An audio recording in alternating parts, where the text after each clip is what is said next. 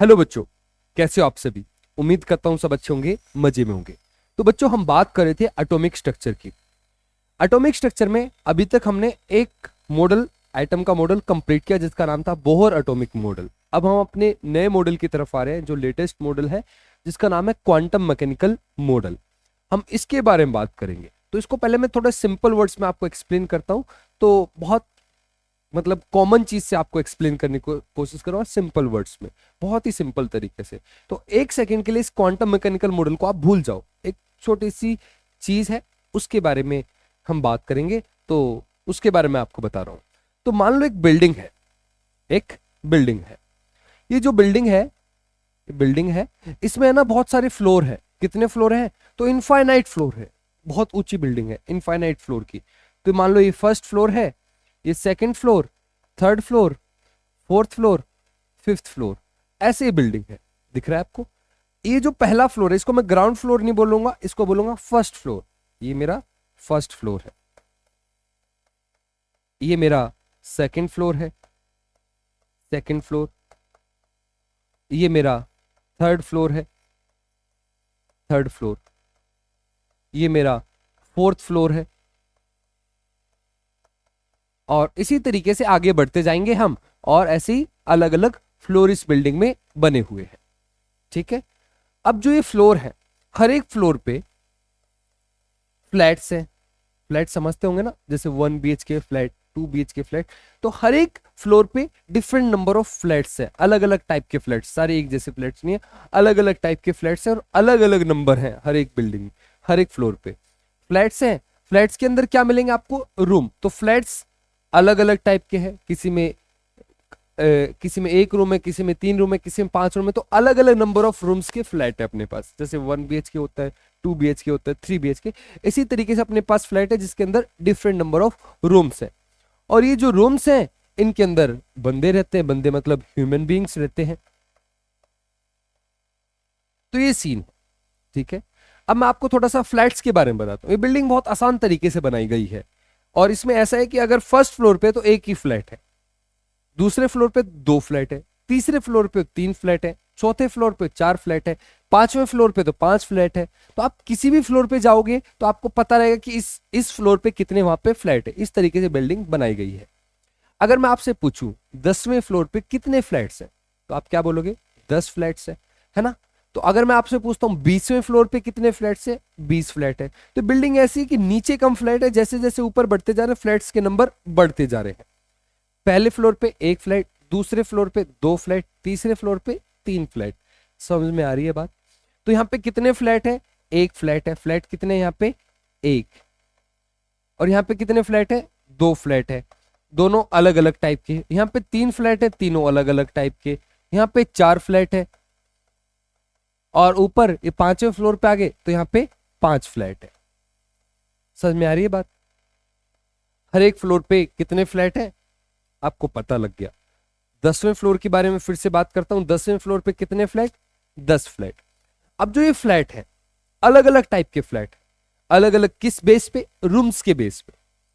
अब जिस बंदे की बिल्डिंग है उसको इवन नंबर से नफरत है, उसको ओड नंबर बहुत पसंद है। तो उसने जो फ्लैट्स बनाए हैं सारे ओड नंबर के बनाए। मतलब इसका मतलब ये समझना, साइड में करता हूं थोड़ा सा। मान लो एक एक रूम का आपको फ्लैट मिलेगा इस बिल्डिंग में। इसमें आपको 3 रूम के फ्लैट्स मिलेंगे, आपको 5 रूम का फ्लैट मिलेगा, आपको 7 रूम का फ्लैट मिलेगा, आपको 9 रूम का फ्लैट मिलेगा। अगर आप 2 रूम का फ्लैट देखना चाहते हो तो इस बिल्डिंग में नहीं है। इसमें ओड नंबर के ही सारे फ्लैट्स हैं, या तो 1 नंबर या 3 नंबर के 1 रूम का फ्लैट, या 3 रूम का, या फिर 5, 7, 9, 11, ऐसे आगे बढ़ता रहेगा। लेकिन इसमें इवन नंबर के रूम के कोई भी फ्लैट्स नहीं है।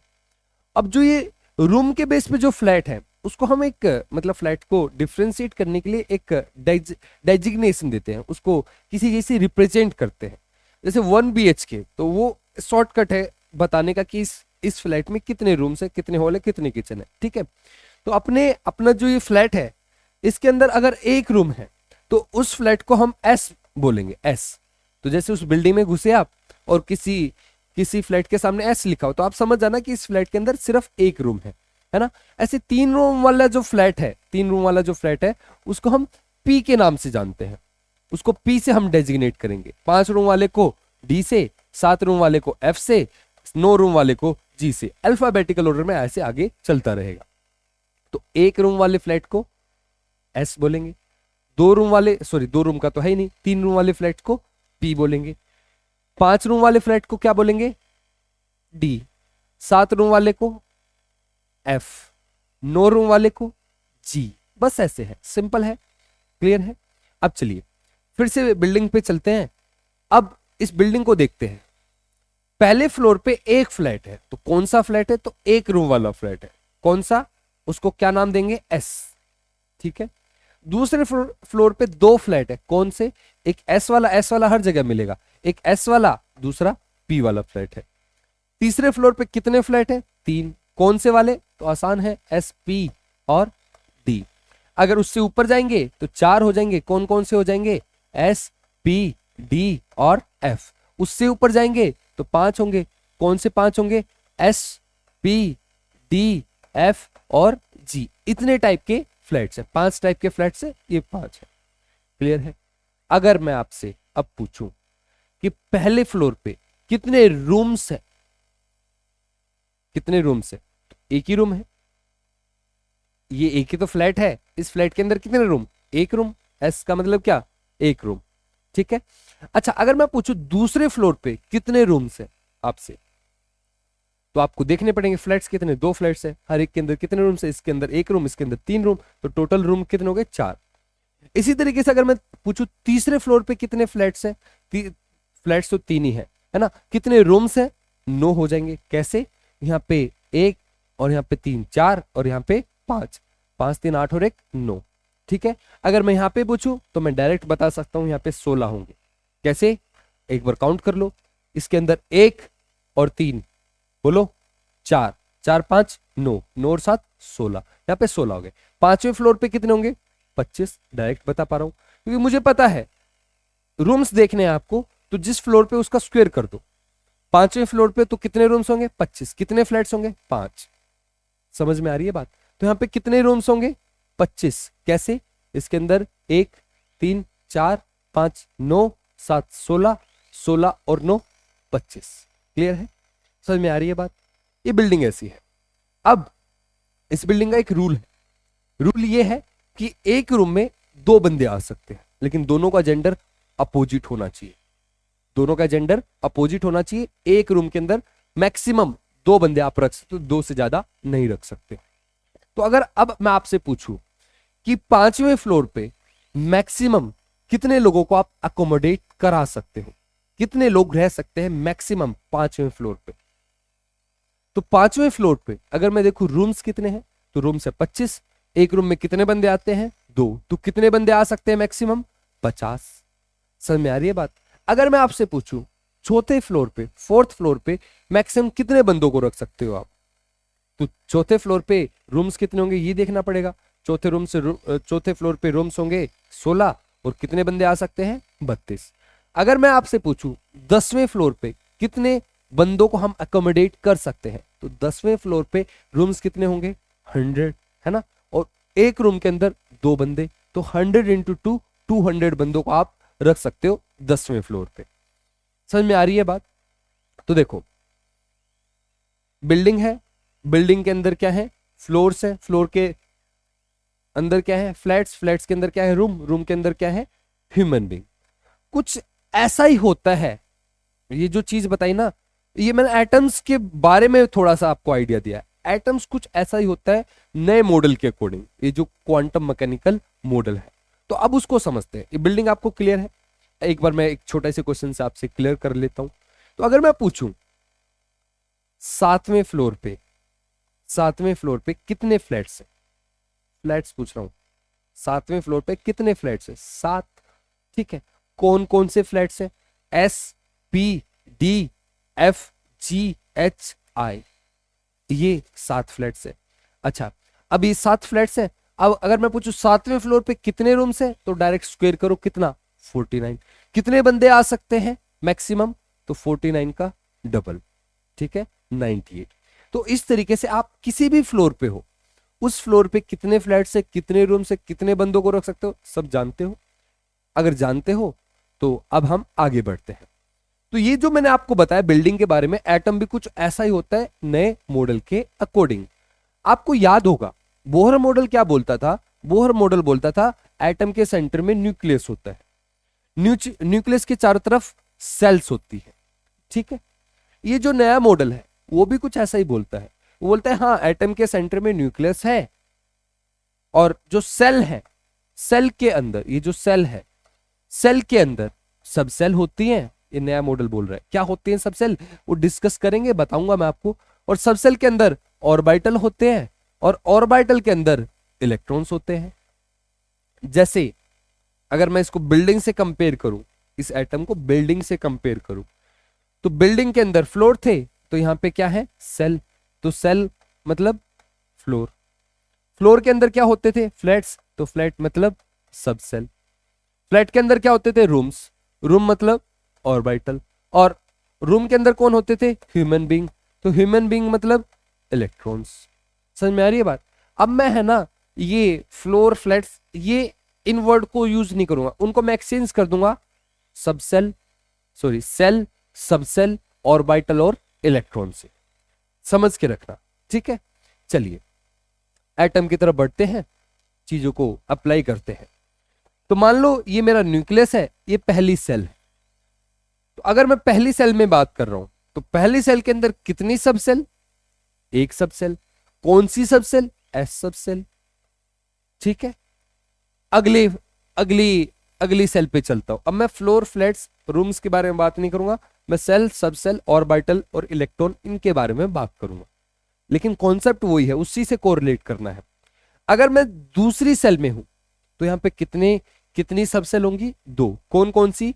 एक एस और एक पी, ठीक है। अगर मैं तीसरी सेल में हूं, तो यहां पे कितनी सब सेल होंगी? तीन। कौन कौन सी? एस, पी और डी, सही है। अब मैं चलता हूं चौथी सेल पे। अगर मैं आपसे पूछूं चौथी सेल में कितनी सब सेल है, तो आप बोलोगे चार। कौन कौन सी? एस, पी, डी और एफ, ठीक है। अगर मैं पूछूं पांचवी सेल में कितनी सब सेल है, तो आप बोलोगे पांच। कौन कौन सी? एस, पी, डी, एफ, चार हो गई, और एक जी। क्लियर है? समझ में आ रही है बात? अगर मैं पूछूं आपसे कि एस सब सेल के अंदर कितने ऑर्बिटल है, तो एस के अंदर एक ऑर्बिटल है, उसको एक ऑर्बिटल को एक डब्बे से दिखाऊंगा। फिर से मैं पूछता हूं दूसरी सेल में हूं, एस सब सेल है, इसके अंदर कितने ऑर्बिटल? तो एक ऑर्बिटल। पी सब सेल में आ गया, पी सब सेल में कितने ऑर्बिटल? तीन ऑर्बिटल। तो तीन ऑर्बिटल बना दिए। समझो आप, ये एक डब्बा है, इसको मैं बोलूंगा पी ऑर्बिटल, और ये तीनों डब्बों को इकट्ठा मिला के मैं बोलूंगा इसको पी सब सेल। एक रूम है, अगर कई रूम मिल जाते हैं तो उसको बोलते हैं फ्लैट्स। इसी तरीके से एक सब सेल, एक ऑर्बिटल है, अगर तीनों ऑर्बिटल को मिक्स कर दे, मतलब एक साथ बोले, तो उसको बोलेंगे पी सब सेल। एक को क्या बोलेंगे? P orbital. यहां पे बात करते हैं एस सब सेल, तो कितने ऑर्बिटल? एक। पी सब सेल तो कितने ऑर्बिटल? तीन। डी सब सेल मतलब कितने ऑर्बिटल? पांच, ठीक है। फोर्थ सेल पे चलते हैं। एस सब सेल तो कितने ऑर्बिटल? एक। पी सब सेल कितने ऑर्बिटल? तीन। डी सब सेल कितने ऑर्बिटल? पांच। एफ सब सेल कितने ऑर्बिटल? सात। एक, दो, तीन, चार, पांच, छह, सात, ठीक है। उसके बाद पांचवा आप बना ही लेना। अब मैं आपसे क्वेश्चन पूछता हूं, अगर मैं पूछूं दूसरी सेल के अंदर कितने ऑर्बिटल, सब सेल नहीं ऑर्बिटल, दूसरी सेल के अंदर, तो काउंट कर लेते हैं। एक, दो, तीन, चार, चार ऑर्बिटल है ना। अगर मैं पूछूं तीसरी सेल के अंदर कितने ऑर्बिटल, आपको आई थिंक पता होगा, 9 ऑर्बिटल होंगे। काउंट कर लेते हैं, एक, तीन, चार, पांच, 9। अगर मैं पूछूं चौथी सेल के अंदर कितने ऑर्बिटल, तो 16। पांचवी सेल के अंदर कितने ऑर्बिटल? कितने? पांचवी सेल के अंदर कितने ऑर्बिटल? 25, ठीक है। छठी सेल के अंदर कितने ऑर्बिटल? छठी सेल के अंदर कितने ऑर्बिटल? 36। 10वीं सेल के अंदर कितने ऑर्बिटल? 100, ठीक है। अगर मैं आपसे पूछूं पांचवी सेल के अंदर मैक्सिमम कितने इलेक्ट्रॉन को आप रख सकते हो, तो पांचवी सेल के अंदर ऑर्बिटल चेक करने पड़ेंगे। एक ऑर्बिटल के अंदर 2 इलेक्ट्रॉन रह सकते हैं, है ना। तो पांचवी सेल के अंदर कितने ऑर्बिटल? 25। कितने इलेक्ट्रॉन आ सकते हैं? 50। आई होप आपको क्लियर है। किसी भी सेल के अंदर कितनी सब सेल होंगी, कितने ऑर्बिटल होंगे, कितने इलेक्ट्रॉन्स होंगे, निकाल पाओगे? एक छोटे से एग्जाम्पल से कंफर्म कर लेते हैं। जैसे अगर मैं पूछूं कि मेरी 6 सेल है, 6 सेल, तो सबसे पहले आप मुझे ये बताओ इसके अंदर कितनी सब सेल और कितने ऑर्बिटल और कितने इलेक्ट्रॉन हो सकते हैं 6 सेल के अंदर। तो 6 सेल के अंदर आपको पता है 6 सब सेल होंगी। कौन सी 6 होंगी? एस वाली होगी, पी वाली होगी, डी वाली, एफ, जी, हो गए 3, 1, 4, 4। कितने ऑर्बिटल होंगे? इसका स्क्वायर 36। कितने इलेक्ट्रॉन्स होंगे? 36 का डबल 72। क्लियर है? ये था अपना एटम अंदर से इस नए मॉडल के अकॉर्डिंग। अब देखो, ये मैंने आपको बहुत सिंपल तरीके से चीजों को समझाया है, एक ओवरव्यू दिया है। अब यहां से अपना मतलब क्वांटम मैकेनिकल मॉडल स्टार्ट होता है। ये जो क्वांटम मैकेनिकल मॉडल दिया, ये दिया था मैथमेटिशियन ने जिसका नाम था श्रोडिंगर। एक हाइजेनबर्ग था, उन्होंने भी डेवलप किया था। तो उनका जो डेवलप करने का तरीका था वो अलग था, ये श्रोडिंगर का तरीका अलग था। जो हाइजेनबर्ग इसको देते हैं वो अलग तरीके से, इसमें मैथ ज्यादा यूज होता है, दोनों मैथमेटिशियन थे, तो ये इनका तरीका थोड़ा अलग अलग है। तो हम श्रोडिंगर वाले के बारे में बात करेंगे, श्रोडिंगर के तरीके से लेंगे। मतलब तरीका एक है, वो हायर स्टडीज के बारे में सोचना है, अभी अपन को ऐसा ज्यादा सोचना नहीं है। तो हमें जो क्वांटम मैकेनिकल मॉडल जो पढ़ना है वो श्रोडिंगर ने दिया था, हम ऐसा मान के चलते हैं। हाइजेनबर्ग ने भी दिया था, वो बात की चीज है। तो श्रोडिंगर ने ये मॉडल दिया था, मैथमेटिशियन थे। तो मैथमेटिशियन है ना, चीजों को थोड़ा अलग तरीके से देखते हैं, उनका दुनिया देखने का नजरिया अलग होता है। हम नॉर्मल चीजों को देखते हैं, वो नंबर्स में चीजों को देखते हैं। तो एटम है, ऐसा है, इतना सिंपल सा है। लेकिन ये जो मैथमेटिशियन है श्रोडिंगर, वो इसको ऐसे नहीं देखता, थोड़ा अलग तरीके से देखता है। तो वो जो चीज है ना, उसके तरीके से हमें इसको देखना है, इस मॉडल को। वो आपको हर एक चीज के बारे में बताएगा, लेकिन डायरेक्टली नहीं बताएगा, घुमा फिरा के बताएगा, नंबर्स में बताएगा, क्योंकि वो मैथमेटिशियन है। तो श्रोडिंगर ने जो मॉडल दिया उसमें बताएगा इन्हीं चीजों के बारे में, लेकिन थोड़ा सा घुमा फिरा के। कैसे घुमा फिरा के? एक छोटे से एग्जाम्पल समझाता हूं। बिल्डिंग पे आते हैं, तो मान लो मैं इस बिल्डिंग में कहीं पे रहता हूं, और इस बिल्डिंग में मैं रहता हूं, और मुझे अपने बारे में या अपना एड्रेस किसी को देना है, और वो सीक्रेट तरीके से देना है, जैसे किसी को पता ना लगे। तो मैं कैसे दूंगा? तो मैं कुछ ऐसे दे दिया उसको, देखना 1 मिनट के लिए, इसको थोड़ा छोटा करते हैं। तो मैंने उसको दे दिया कुछ ऐसे 4101। अब नॉर्मल बंदा इसको समझेगा नहीं। मान लो मैं मैथमेटिशियन हूं और मैंने किसी को अपना, मैं मैथमेटिशियन हूं, किसी को मैंने अपना एड्रेस भेजा, वो ऐसे भेजा, तो नॉर्मल बंदे को समझा नहीं इसका मतलब क्या। अब मैं इसको समझाता हूं क्या मतलब है इसका। तो मुझे अपना एड्रेस बताना है। जब आप इस बिल्डिंग में आओगे, तो सबसे पहले आपको यह पता होना चाहिए कि आपको कौन से फ्लोर पे जाना है। इनफाइनाइट फ्लोर है, ऐसे हर एक फ्लोर पे जाओगे तो घूमते रह जाओगे पूरी जिंदगी भर, इनफाइनाइट फ्लोर है। तो आपको सबसे पहले मुझे फ्लोर के बारे में बताना पड़ेगा, सही है। अब फ्लोर पे आगे, फ्लोर पे बहुत सारे फ्लैट्स हैं, कौन से फ्लैट्स में जाए। तो फ्लोर के बाद मुझे आपको फ्लैट्स के बारे में बताना पड़ेगा, भाई इस फ्लैट में आना है, जैसे 4th फ्लोर पे इस वाले फ्लैट्स में आना है, एस में, पी में, डी में, एफ में, इस वाले फ्लैट्स में आना है। अब फ्लैट के बाद फ्लैट में घुस गए, फ्लैट में बहुत सारे रूम हैं, हर एक रूम में कोई कोई रहता होगा। तो आपको मुझे बताना पड़ेगा कि मैं कौन से रूम में हूं। रूम में 2 बंदे हैं, आपको किसी और के पास नहीं जाना है, मेरे पास ही आना है। तो रूम के बाद मुझे अपने बारे में बताना पड़ेगा, ह्यूमन के बारे में बताना पड़ेगा, है ना। तो मुझे 4 चीजें आपको बतानी रहेंगी, तभी आप मेरे पास आ सकते हो।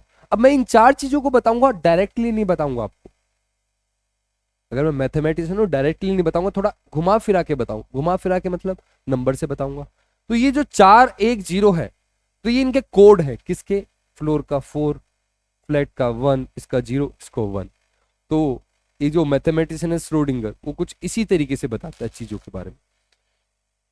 एटम के अंदर 4 चीजें हैं। सेल है, सेल के अंदर सब सेल है, सब सेल के अंदर ऑर्बिटल है, और ऑर्बिटल के अंदर इलेक्ट्रॉन है। अब हमें इलेक्ट्रॉन्स के बारे में बताना है। तो इलेक्ट्रॉन्स के बारे में, इलेक्ट्रॉन कहाँ पे है, इलेक्ट्रॉन कहाँ पे, उससे हमें उसके बारे में पूरी इंफॉर्मेशन मिल जाएगी। उसकी एनर्जी क्या है, स्पीड क्या है, हर चीज हमें पता लग जाएगी। तो पहले हमें पता करना है कि इलेक्ट्रॉन है कहाँ पे, तो उसके बारे में बताना है। तो उसके बारे में हम बताएंगे, तो वो बताने के लिए हमें 4 चीजें चाहिए, सेल, सबसेल, ऑर्बिटल और कौन सा इलेक्ट्रॉन। ठीक है, एक ऑर्बिटल में 2 इलेक्ट्रॉन, तो कौन से इलेक्ट्रॉन के बारे में बात करें, तो 4 चीजें बतानी है। तो जो ये श्रोडिंगर है उन 4 चीजों को बताएगा, लेकिन नंबर्स की टर्म्स में बताएगा, डायरेक्टली नहीं बताएगा। बस इतना सा गेम है और वो आपको सीखना है। मॉडल वही है कि इस फ्लोर पे इतनी सबसेल, इतने इतने ऑर्बिटल, इतने इलेक्ट्रॉन, वो आपको आप जानते हो। बस इसको श्रोडिंगर की नजर से देखना है आपको। ठीक है, तो ये 4 चीजें, इन 4 चीजों को श्रोडिंगर बताएगा। कैसे बताएगा? 4 नंबर की मदद से। और वो जो 4 नंबर हैं उनको बोला जाता है क्वांटम नंबर्स। उनको क्या बोलते हैं? Quantum numbers. हर एक क्वांटम नंबर एक एक चीज के बारे में आपको बताएगा। तो अपना आज का टॉपिक है, अब यहां से मेन क्लास स्टार्ट होती है। आज का जो अपना टॉपिक है इसका नाम है क्वांटम नंबर्स। क्वांटम नंबर्स कितने होते हैं? Quantum numbers 4। इन क्वांटम नंबर्स की मदद से आप क्या बता पाओगे? इलेक्ट्रॉन की लोकेशन, इलेक्ट्रॉन है क्या, बहुत कुछ बता दोगे। ये 4 चीजें पता तो आप सब कुछ जानते हो इलेक्ट्रॉन के बारे में। तो 4 क्वांटम नंबर है। पहले क्वांटम नंबर की बात करते हैं, इसका नाम है प्रिंसिपल क्वांटम नंबर।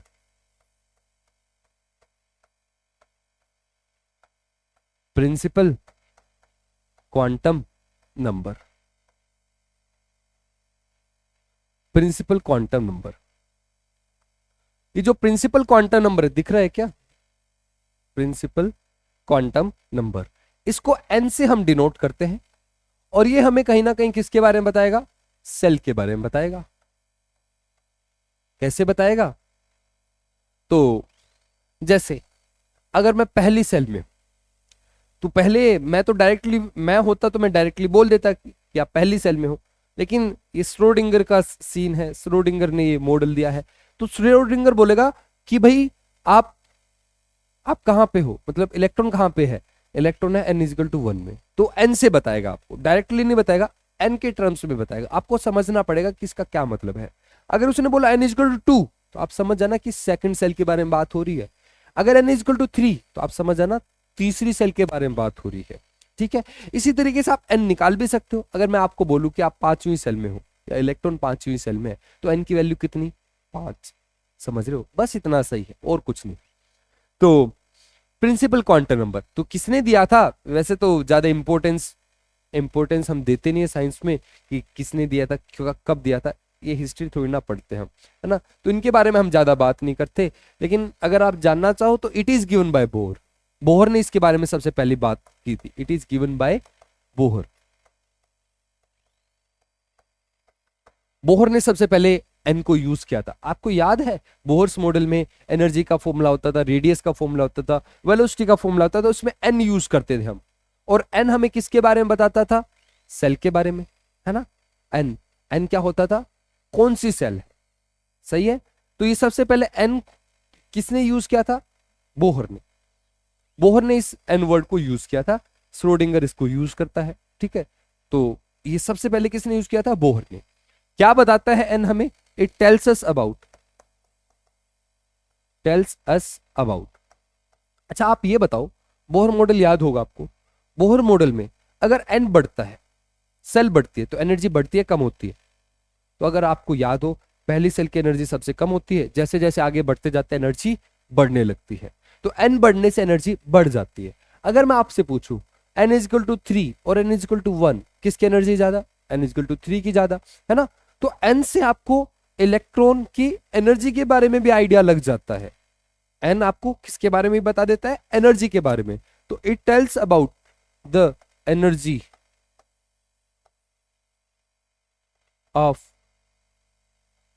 ऑर्बिटल, क्योंकि इलेक्ट्रॉन तो वहीं पे मिलेगा, या फिर आप इलेक्ट्रॉन भी लिख सकते हो, एनर्जी ऑफ ऑर्बिटल या फिर इलेक्ट्रॉन, और एंड साइज ऑफ ऑर्बिटल।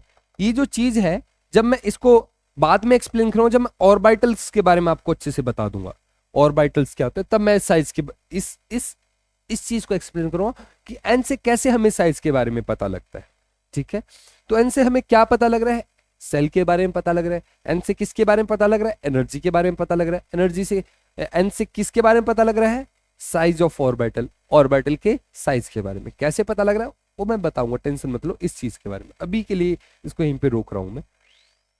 उसके बाद जैसे n इज इक्वल टू, अगर मैं बात करता हूं पहली सेल की, अगर मैं बात करता हूं फर्स्ट सेल, तो फर्स्ट सेल में n की वैल्यू कितनी रहेगी, n की वैल्यू 1 रहेगी।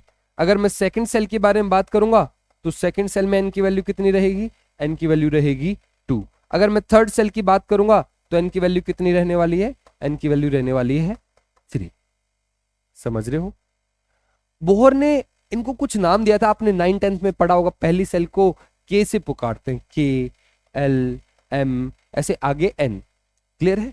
आगे क्या ही लिखो, फोर्थ सेल का आपको पता है n कितना होगा, 4, है ना। अगर n इज इक्वल टू 5 है तो कौन सी सेल है, 5वीं सेल है।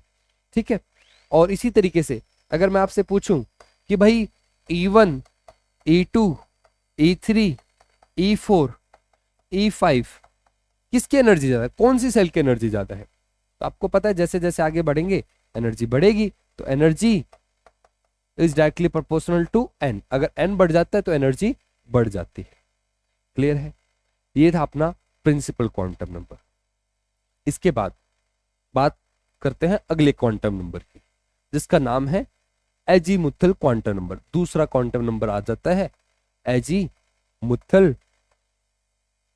Quantum number. एल से डिनोट करते हैं इसको, इसको और भी नाम बोलते हैं, इसको सब्सिडरी क्वांटम नंबर भी बोलते हैं।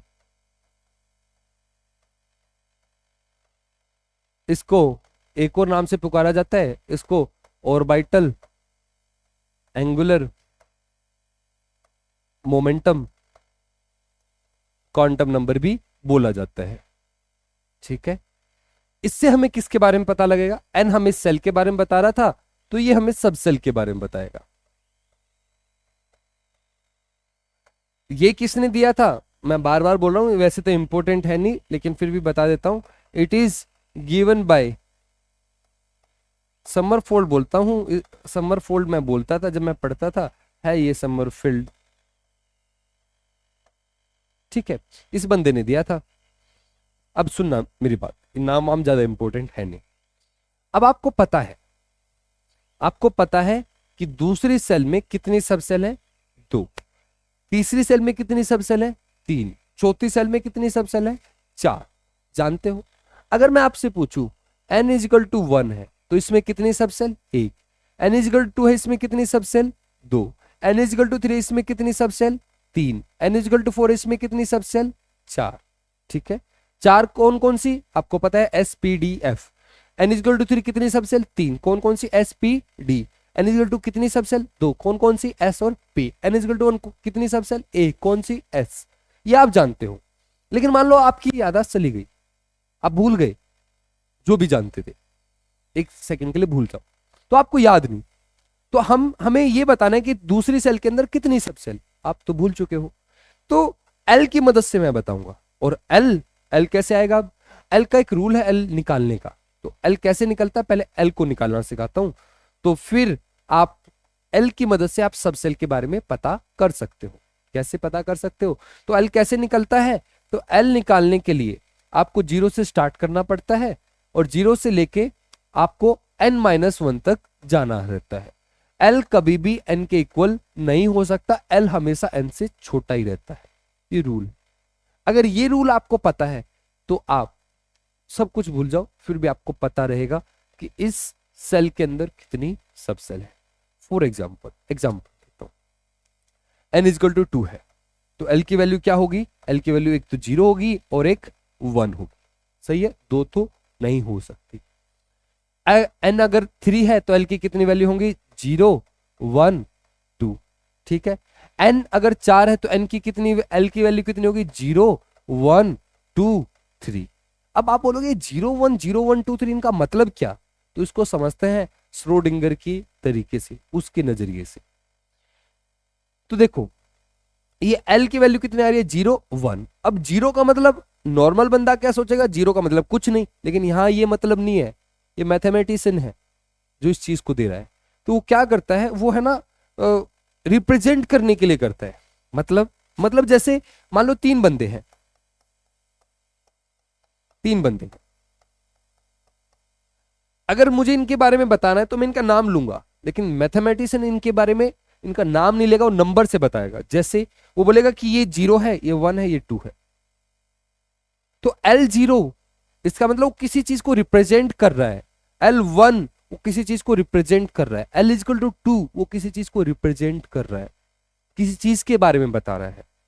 मैथमेटिशियन है वो, है ना, जो बता रहा है। तो वो है ना आपको L की मदद से किसी चीज के बारे में बता रहा है। उसकी ये L=0 का मतलब ये मत समझो कुछ नहीं, L=0 मतलब कुछ है, कोई सबसेल है, उसके बारे में बता रहा है। समझ में आ रही है बात। तो अगर मैं पूछूं यहाँ पे कितनी सबसेल हैं, तो आप बोलोगे 2 सबसेल हैं। कौन कौन सी, एक L=0 वाली और एक L=1 वाली। यहाँ पे कितनी सबसेल है, 3 सबसेल है। कौन कौन सी, एक 0 वाली, एक 1 वाली, एक 2 वाली। यहाँ पे कितनी सबसेल है, यहाँ पे 4 सबसेल है, 0 वाली, 1 वाली, 2 वाली, 3 वाली। तो इसमें कितनी सब सेल है, 3। आपको पता था पहले से, तीसरी सेल में 3 सब सेल होती है। दूसरी सेल में कितनी सब सेल होती है, 2। आपने एल की मदद से निकाल भी लिया उसको।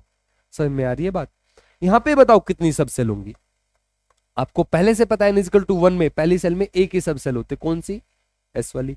तो एल कितना आएगा, यहाँ पे 0 आ सकता है, 1 तो हो नहीं सकता एल। समझ में आ रही है बात। तो ये जो एल है, अब एल 0 का मतलब क्या है, किस चीज को रिप्रेजेंट कर रहा है। तो ये 0 है, अगर L की वैल्यू 0 दिखे आपको कहीं पे, तो इसका मतलब होता है कि वो S सब सेल को रिप्रेजेंट करती है, L की वैल्यू 0। अगर L की वैल्यू 1 है तो ये रिप्रेजेंट करता है P सब सेल को। इसी तरीके से अगर L की वैल्यू 2 है तो ये रिप्रेजेंट करता है D सब सेल को। ऐसे अगर L की वैल्यू 3 है तो वो रिप्रेजेंट करेगा F सब सेल को। एक चीज का थोड़ा ध्यान रखना, जहां बच्चे सबसे ज्यादा गलतियां करते हैं कि L की वैल्यू को 0 से स्टार्ट नहीं करते हैं। जैसे मैं पूछूं S सब सेल के लिए L की वैल्यू कितनी, तो बोलते हैं 1। 1 नहीं भाई, 0 से स्टार्ट करते हैं L की वैल्यू। तो S सब सेल के लिए L की वैल्यू कितनी, 0। P सब सेल के लिए L की वैल्यू 2 मत बोलना, 1 होती है। D सब सेल के लिए L की वैल्यू 3 नहीं होती, 2 होती है। ये गलतियां होती हैं, वही मैं आपको बता रहा हूं, जो बच्चे बहुत ज्यादा गलतियां करते हैं। इस चीज का ध्यान रखना। आगे L=3 मतलब F सब सेल, आगे ऐसे चलता रहेगा। समझ रहे हो। तो यहां पे हर एक L की वैल्यू किसी चीज को रिप्रेजेंट कर रही है। L=2 का मतलब ये नहीं कि 2 सब सेल, L=2 का मतलब D सब सेल, एक ही सब सेल है ना। L=2 वो रिप्रेजेंट करने के लिए है D सब सेल को। क्लियर है, समझ में आ रही है बात। चलिए थोड़ा सा लिखते हैं। तो इससे हमें क्या पता लगता है, इट इज गिवन बाय समरफोल्ड और it tells us about shape of subshell और या फिर ऑर्बिटल। आप बोलोगे ऑर्बिटल शेप कैसे, तो ये जो अलग अलग सबसेल हैं इनके अलग अलग शेप होते हैं। एस के अलग शेप का होता है, पी अलग शेप का। तो अगर एल पता है तो आपको ये पता लगे कौन सी सबसेल है। जैसे L=0 पता है, आपको क्या पता लगे, एस सबसेल है। तो आपको ये भी पता लगे कि एस सबसेल कैसी होती है, उसकी शेप के बारे में आइडिया लग गया। तो एल से हमें शेप पता लग जाती है ऑर्बिटल की या सबसेल की। ठीक है, सबसेल कैसे बनती है, ऑर्बिटल से मिलके बनती है। क्लियर है इतनी बात। अब थोड़ा और लिखते हैं इसमें। तो एल की वैल्यू कैसे निकालते हैं, तो एल निकालने के लिए L is equal to 0 to n-1। ठीक है, for example n is equal to 1, तो L की कितनी वैल्यू आएगी, एक वैल्यू कितनी आएगी, एक। कौन सी वैल्यू आएगी, 0। समझना इस बात को। n इज इक्वल टू 2, तो L की कितनी वैल्यू पॉसिबल है, 2 वैल्यू पॉसिबल है। कौन कौन सी, 0 और 1। n is equal to 3, L की कितनी वैल्यू आएंगी, 3 आएंगी। कौन कौन सी आएंगी, 0 1 2। ठीक है, 3 नहीं आएगी। n इज इक्वल टू 4 है तो L की कितनी वैल्यू आएंगी, 4। n इज इक्वल टू 4 है तो L की कितनी वैल्यू आएंगी, वैल्यू कितनी आएंगी, 4। 4 वैल्यूज का मतलब 4 सबसेल। कौन कौन सी वैल्यूज आ रही हैं, 0 1 2 3। समझ रहा है? अच्छा, अब L इजिकल टू 0 का मतलब क्या? इसका मतलब S सब सेल, इसका मतलब S सब सेल। L इजिकल टू 1 का मतलब क्या? इसका मतलब P सब सेल।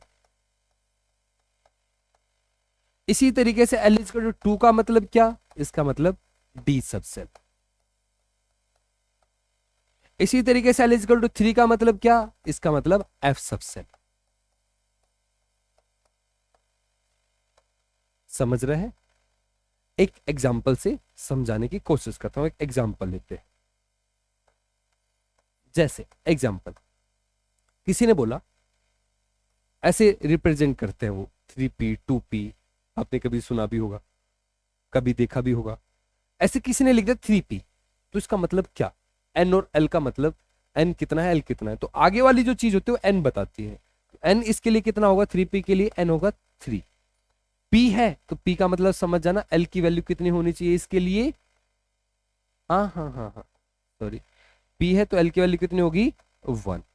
समझ रहे हो? इसी तरीके से अगर मैं बोलूं n इजक्वल टू 4 है, l इजक्वल टू 0 है, तो इसका मतलब आप क्या समझोगे कि ये फोर्थ सेल का L0 मतलब S सब सेल है, फोर्थ सेल की S सब सेल है 4S से ही। समझ में आ रही है बातें? तो ये था हमारा कौन सा? Azimuthal quantum number. इसी में एक छोटा सा फॉर्मूला होता है जिसको बोलते हैं ऑर्बिटल एंगुलर मोमेंटम। क्या होता है ऑर्बिटल एंगुलर मोमेंटम? तो एक दो और मोमेंटम है, जब वो आएंगे तब मैं आपको एक्सप्लेन करूंगा ऑर्बिटल एंगुलर मोमेंटम। इसका एक छोटा सा फॉर्मूला उसको लिख लेना। तो ऑर्बिटल एंगुलर मोमेंटम का फॉर्मूला था अंडर रूट में L plus 1 H upon 2 pi. For example, किसी ने बोला एस सब सेल के लिए या एस ऑर्बिटल के लिए आप ऑर्बिटल एंगुलर मोमेंटम निकालो। तो एस सब सेल के लिए एल की वैल्यू कितनी? 0। ऑर्बिटल एंगुलर मोमेंटम कितना आएगा? 0 आएगा। अगर कोई पूछे पी सब सेल के लिए बताओ भाई, तो पी सब सेल के लिए कितना होगा? एल की वैल्यू 1 होती है। और ऑर्बिटल एंगुलर मोमेंटम कितना आएगा? तो यहाँ पे 1 रखो तो अंडर रूट में आएगा 2 अपॉन एच अपॉन 2 पाई। इस तरीके से हम ऑर्बिटल एंगुलर मोमेंटम निकालेंगे।